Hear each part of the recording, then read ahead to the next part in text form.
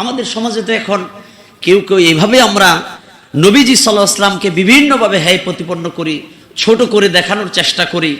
আমাদের বিভিন্ন মিডিয়ার সোশ্যাল মিডিয়াতে দেখা যায় কিছু আলেম, আমাদের কিছু ভাইয়েরা, তারা এই ধরনের বক্তব্য দেন, নবীজি সাল্লাল্লাহু আলাইহি সাল্লাম 40 বছর বয়সের আগে তো নবী ছিলেন না। নাউজুবিল্লাহ। নবীজি কি 40 বছরের আগে নবী ছিলেন না? নবীজি মুহাম্মদ সাল্লাল্লাহু আলাইহি ওয়াসাল্লাম নবী কখন থেকে নবী, এই কথা সম্পর্কে বিভিন্ন বর্ণনার মধ্যে পাওয়া যায়। তিরমিজির হাদিস থেকে এই কথা সুস্পষ্ট। যদিও আমাদের সমাজে এরকম কিছু বক্তব্য পাওয়া যায় যে নবীজি সাল্লাল্লাহু আলাইহি সাল্লাম 40 বছর বয়সের পর থেকে নবী হয়েছেন, 40 বছর বয়সের পরের থেকে তিনি নবী। সম্মানিত হাজিরিন, এখন প্রশ্ন হলো আসলে নবীজি মুহাম্মদ সাল্লাল্লাহু আলাইহি সাল্লাম কখন থেকে নবী? আমাদের কি বিশ্বাস থাকবে, আমাদের কি ধারণা থাকবে, আমরাও কি এই বিশ্বাস পোষণ করব যে নবীজি মুহাম্মদ সাল্লাল্লাহু আলাইহি সাল্লাম 40 বছরের পর থেকে তিনি নবী? আপনারা কি এটা মনে করেন? তিরমিজির বর্ণনার মধ্যে এসেছে নবীজি কখন থেকে নবী। হযরতে আবু হুরায়রা রাদিয়াল্লাহু তাআলা আনহু এই হাদিসখানা বর্ণনা করেছেন। আল্লাহ রাসূল সাল্লাল্লাহু আলাইহি সাল্লামের সাহাবীরা নবীকে জিজ্ঞেস করলেন, ইয়া রাসূলুল্লাহ, ইয়া হাবিবাল্লাহ, মাতা ওয়াজাবাত লাকান নবুওয়া, আপনি কখন থেকে নবী হলেন? আপনার জন্য আল্লাহ তাআলা কখন থেকে নবুয়াত নির্ধারণ করে দিয়েছেন? নবীজি সাল্লাল্লাহু আলাইহি সাল্লাম সেই প্রশ্নের জবাবও দিয়ে দিয়েছেন। সুবহানাল্লাহ। নবীজি কি জবাব দিলেন? নবীজি জবাব দিলেন, আদামু বাইনার রূহি ওয়াল জাসাদ, আদম আলাইহিস সালাম যখন রূহ এবং শরীরের মধ্যে বিদ্যমান, এখনো তাকে পূর্ণভাবে সৃষ্টি করা হয়নি, রূহ আলাদা শরীর আলাদা, তখন থেকে আল্লাহ তাআলা আমার জন্য নবুয়াত নির্ধারণ করে দিয়েছেন। সুবহানাল্লাহ। আমি তখন থেকে নবী। আদম আলাইহিস সালাম তখনও সৃষ্টি হন নাই। আদম এর শরীর এক জায়গায়, তার রূহ আর এক জায়গায়, রূহ এবং শরীরের সংমিশ্রণ হয় নাই। আদমকেও আল্লাহ তাআলা এখনো সৃষ্টি করেন নাই। আদম আলাইহিস সালাম সৃষ্টির আগেই আমি নবী মুহাম্মদ সাল্লাল্লাহু আলাইহি ওয়াসাল্লামকে আল্লাহ নবুয়াত দিয়েছেন। সুবহানাল্লাহ। এই নবুয়াতের সিদ্ধান্ত আল্লাহ তাআলা আদম আলাইহিস সালামের সৃষ্টির আগেই হয়েছে। সুতরাং এই পৃথিবীতে যত নবী রাসূল এসেছেন, সব নবী রাসূল তারা দুইটা দায়িত্ব পালন করেছেন। একটা দায়িত্ব ছিল লা ইলাহা ইল্লাল্লাহর কথা বলা, আল্লাহ ছাড়া কোনো মাবুদ নাই। দ্বিতীয় আরেকটি দায়িত্ব প্রত্যেক নবীরা পালন করেছেন, সেটা হলো সর্বশেষ নবী আসবেন যার নাম হবে মুহাম্মদ সাল্লাল্লাহু আলাইহি ওয়াসাল্লাম। এই দুইটা মেসেজ সব নবী রাসূলরা তার উম্মতদেরকে দিয়েছেন। সুতরাং আমাদের নবী হযরত আদম আলাইহিস সালাতু ওয়াস সালামের জন্মের আগেই তো আল্লাহ তাআলা, তার সৃষ্টির আগেই আল্লাহ তাআলা আমাদের নবীকে নবুয়াতের নির্ধারণ করেছেন। আল্লাহ তাআলা এটা নির্ধারণ করে দিয়েছেন। সুবহানাল্লাহ। তাহলে নবীজি মুহাম্মদ সাল্লাল্লাহু আলাইহি ওয়াসাল্লাম 40 বছরের পরে নবী, এই কথাটা ভুল। সঠিক তথ্য হলো, সঠিক কথা হলো 40 বছর বয়সে আল্লাহ রাসূল সাল্লাল্লাহু আলাইহি ওয়াসাল্লামের বয়স যখন 40 বছর, আল্লাহ সুবহানাহু ওয়া তাআলা কোরআন নাজিলের যে ওহী, এই ওহীটা আল্লাহ তাআলা দান করেছেন নবীকে 40 বছর বয়সে। ঠিক কিনা? আর একটু জোরে বলেন না, ঠিক কিনা? নবীজি সাল্লাল্লাহু আলাইহি ওয়াসাল্লামকে আল্লাহ তাআলা ওহী দিয়েছেন। ওহীর মাধ্যমে আল্লাহ সুবহানাহু ওয়া তাআলা পৃথিবীর মানুষকে জানিয়ে দিয়েছেন যে আল্লাহর পক্ষ থেকে জিবরাইল আসছেন, কোরআন নাজিল হওয়া শুরু হয়েছে। তো এই সময়টা ছিল 40 বছর। 40 বছর বয়স থেকে আল্লাহ তাআলার পক্ষ থেকে কোরআন নাজিল হয়েছে। কিন্তু নবী মুহাম্মদ সাল্লাল্লাহু আলাইহি ওয়াসাল্লাম, তিনি যে নবী, তাকে যে আল্লাহ তাআলা নবী হিসেবে পাঠাইছেন, এটা হযরত আদম আলাইহিস সালাতু ওয়াস সালামের সৃষ্টির আগেই এটা নির্ধারণ ছিল। সুবহানাল্লাহ। প্রিয় ভাইয়েরা আমার, তাহলে এই কথা বলার কোনো সুযোগ নাই যে নবী মুহাম্মদ সাল্লাল্লাহু আলাইহি ওয়াসাল্লাম তার 40 বছর বয়সের পর থেকে নবী। আবার এই কথাও তো আমরা শুনি নবী মুহাম্মদ সাল্লাল্লাহু আলাইহি ওয়াসাল্লাম মারা গেছেন, মারা যায় একেবারে তার হাড্ডি গুড্ডি সব কিছু মাটির সাথে মিশে গেছে, নবী সাল্লাল্লাহু আলাইহি ওয়াসাল্লামের রওজা যায় সালাম দেওয়ার কোনো প্রয়োজন নাই। নাউজুবিল্লাহ।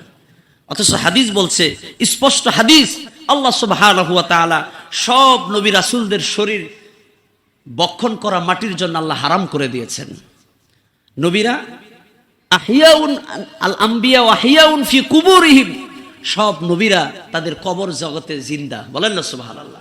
সব নবীরা তাদের কবর জগতে কি জিন্দা, তারা ওই আলমে বারজাখ কবরের জগতে সব নবীরা জীবিত। আল্লাহ তাআলা কোরআনুল কারীমের বেশ কয়েকটি জায়গার মধ্যে বলেছেন, ওয়ালা তাহসাবান্নাল্লাযীনা কুতিলু ফি সাবিলিল্লাহি আমওয়াত, তোমরা এই ধারণা পোষণ করো না আল্লাহর রাস্তায় যারা মারা যায় তারা মৃত, বাল আহইয়াউন ইনদা রাব্বিহিম, বরং তারা জীবিত এবং তারা আল্লাহর পক্ষ থেকে রিজিক প্রাপ্ত হয়। বলেন না সুবহানাল্লাহ। এবং সূরা বাকারার মধ্যে আল্লাহ বলেছেন, লা তাকুলু লিমান ইয়াকতুলু ফি সাবিলিল্লাহি আমওয়াত, শহীদদের ব্যাপারে আল্লাহ যেখানে বললেন শহীদদেরকে তোমরা মৃত বলো না, বরং তারা জীবিত, কিন্তু তোমরা বুঝো না। বলেন না সুবহানাল্লাহ। প্রিয় ভাইয়েরা আমার, এটা যদি শহীদদের ব্যাপারে যদি এই কথা বলা হয়ে থাকে যে শহীদরা মারা যাওয়ার পরে তাদেরকে মৃত বলো না, তারা কবরে জীবিত। আল্লাহ তাআলা অন্যান্য আয়াতের মধ্যে বলছেন যে আল্লাহ রিজিকও দান করেন। যদি এটা শহীদদের ব্যাপারে আয়াত হয়ে থাকে, তাহলে শহীদদের বহু তবকা উপরে নবীরা, ঠিক কিনা? তাহলে আমরা নবীকে সালাম দিব, নবীর রওজার গিয়ে আমরা নবীকে সালাত ও সালাম জানাবো। এটা যারা বাধা দেয়, বুঝতে হবে তাদের ঈমান এবং আমলের মধ্যে সমস্যা আছে, ঠিক কিনা? সম্মানিত হাজিরিন, আমরা বহু আবেগ নিয়ে, বহু ভালোবাসা এবং মহাব্বত নিয়ে আমরা নবীর রওজার সামনে যাই। নবী মদিনাতুল মুনাওয়ারায় শুয়ে আছেন, আমরা হজ করব, ওমরা করব।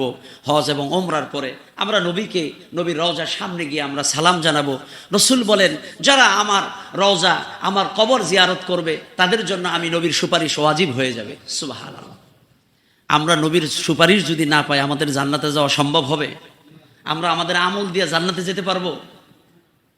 নবীজি সাল্লাল্লাহু আলাইহি ওয়াসাল্লামের সুপারিশের মাধ্যমে আমরা আল্লাহর কাছ থেকে জান্নাত পাবো।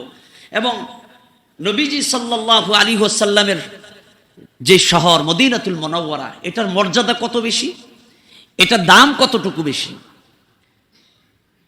একটা প্রবাদ বাক্য আছে, কিছু জায়গার কারণে ব্যক্তির সম্মান বেড়ে যায়, আবার কোনো ব্যক্তির কারণে কোনো জায়গার সম্মানও বেড়ে যায়, ঠিক কিনা? মক্কাবাসীদের সম্মান বেড়ে গেছে মক্কার কারণে, জায়গার কারণে, আর মদিনাবাসীদের সম্মান বেড়েছে নবীর কারণে, ঠিক কিনা? নবীজি মুহাম্মদ সাল্লাল্লাহু আলাইহি ওয়াসাল্লাম যখনই মদিনায় আগমন করলেন, এই শহরটার নাম তো আগে মদিনা ছিল না। কি নাম ছিল? ইয়াসরিব। কি নাম ছিল? ইয়াসরিব, তথা পাথরের শহর। যেখানে পাথর ছিল, শুধু পাথর আর পাথর। যেই শহর মানুষ মূল্যায়ন করত না, মানুষ বলতো এটা পাথরের একটা শহর। কিন্তু নবীজি সাল্লাল্লাহু আলাইহি ওয়াসাল্লাম 622 খ্রিস্টাব্দে যখনই মক্কা থেকে মদিনায় আসলেন, এই মদিনার নামকরণ করা হলো মদিনাতুন নবী সাল্লাল্লাহু আলাইহি ওয়াসাল্লাম। মদিনাতুর রাসূল, মদিনাতুন নবী, নবীর শহর। নবীজি সাল্লামের আগমনের কারণে এই মদিনা, এই শহরটার মর্যাদাটাকে বাড়িয়ে দিয়েছেন কে? আল্লাহ তাআলার এই সম্মান বাড়িয়েছেন নবীজির আগমনের কারণে। নবী সাল্লাল্লাহু যখন মদিনায় আসলেন, মদিনায় আসার কারণে এই মদিনার সম্মান বেড়ে গেল।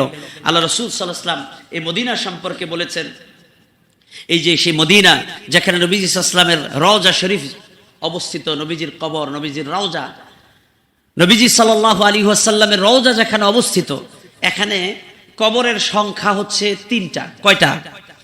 3টা কবর রয়েছে। কয়টা কবর? 3টা। একটি হচ্ছে নবীজি মুহাম্মদ সাল্লাল্লাহু আলাইহি ওয়াসাল্লামের, দ্বিতীয় আরেকটি আছে হযরতে আবু বকর সিদ্দিক রাদিয়াল্লাহু তাআলা আনহু, আরেকটি খলিফাতুল মুসলিমিন হযরতে ওমর ইবনুল খাত্তাব রাদিয়াল্লাহু তাআলা আনহু। এই 3টা কবর পাশাপাশি।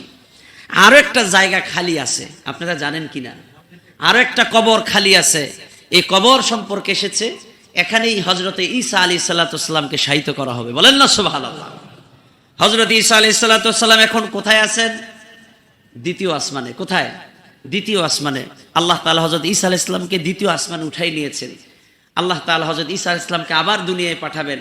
তিনি নবী হিসেবে পৃথিবীতে আসবেন না, তিনি আসবেন উম্মতে মুহাম্মদী হিসেবে। বলেন না সুবহানাল্লাহ।